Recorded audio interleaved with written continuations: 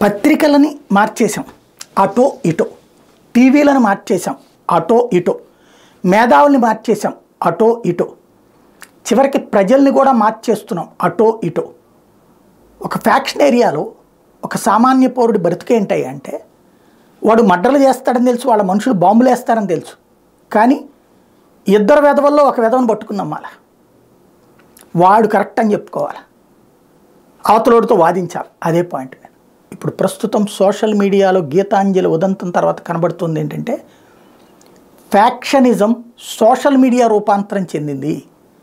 మనకి నచ్చని వాడిని ఫ్యాక్షన్లు అయితే పొడి చేస్తారు, బాంబులు వేస్తారు, చంపేస్తారు.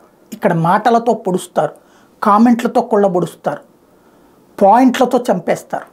ప్రస్తుతం జరుగుతున్నది సోషల్ మీడియా ఫ్యాక్షనిజం. దీనికి ముగింపు ఎక్కడో అర్థం కావట్లేదు.